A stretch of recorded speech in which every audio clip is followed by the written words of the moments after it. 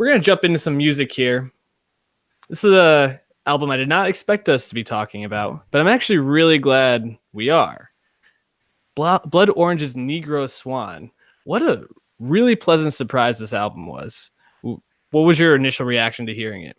Yeah, I thought it sounded great and has really great lyrics that are both accessible and pretty poignant and matter of fact of the times right now. So yeah, I thought it was really awesome. Yeah, it was so eclectic, and Devin Hines. This is his fourth album as Blood Orange. He's been around since the early 2000s. 2004, he broke out with a band called Test Icicles, and then from there he's been doing a lot of producing, writing for other people, and obviously working, releasing albums under Blood Orange. But he's a really interesting sound and musician because he's very eclectic. There's a lot of R&B and like chill wave rock in here, but then also like influences of hip hop. There's ASAP Rocky and was it Pretty Pat or Plain Pat? Project Pat. Mm-hmm. Plain Pat is Cuddy's old producer, right? Yeah, Plain Pat, what up? Yep. So man, I mean, why don't we dive into a couple of either the songs or things that really stood out to you about this album?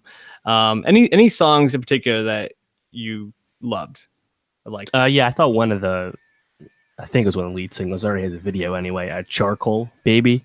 Yeah, was really, really good. That's where he mentions the titular Negro Swan, and you kind of understand what that means. And I thought that song, really good video as well, is a pretty powerful song, but also sounds really good. It's not like a grating listen or anything. So that stood out to me. And I thought Chewing Gum actually was really cool too. Apart from Rocky and Project Pat as features, I just thought I liked what Dev was doing on that song. It sounded cool. I mean, you mentioned like all the genres. I think that's kind of what shines about this album is that he, tackles some, heavier themes while jumping around all different kinds of sounds. Like there's a lot of even like smooth pop on this and soulful moments too, So I think there's a lot to like on here. And I think most people that would listen to this record will at least find something that they enjoyed, just given there's a lot here. Yeah, and he ties it together seamlessly, like you said, and he does it with these interesting change-ups. Like you talk about Charcoal Baby, and I mean, it's a really good song, and then it hits that 4-minute mark, and pretty much everything but the guitars like kind of fall out, and it's very spindly like guitars. Then all of a sudden you hear this like flute solo, and then in come the synths and the horns, and it's a really epic ending to that song and really beautiful. And the same thing with what you're talking about with the song with ASAP and Project Pat, where it switches up there at the end. And I think that's really when I think it's Rocky probably jumps in and kind of gives his part. I also really liked the opening track, Orlando. I thought it was like very like smooth and a great way to kind of lead you into this album that takes you in so many different directions. And Nappy Wonder also stood out to me. I just really like that song. It's very like a lot of fun to listen to. Were you familiar with Blood Orange prior to listening to this album? So it's interesting. I never really dived into his music. I listened to the other 3 records leading up to Negro Swan over the weekend, and I always seen his name out there. I felt like he was at every festival. He was always at least one of them every year. It seemed. But good on him. He's a UK guy. Get that paper.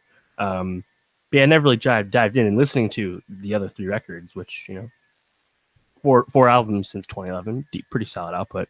And it seemed like this is kind of like the evolution of where he started with Coastal Grooves in 2011, just continuing to get more diverse and just more experimental as the albums came out. So it was definitely cool to catch up on this music. Yeah, he's a true artist, and it's also cool to see that he's been doing production for so many big people. I mean, he kind of reminds me in a way Francis and the Lights. He's definitely way more eclectic, and I think a little bit more talented, like with the instrumentally than Francis, but just similar in terms of coming up and how they're making a name for themselves now.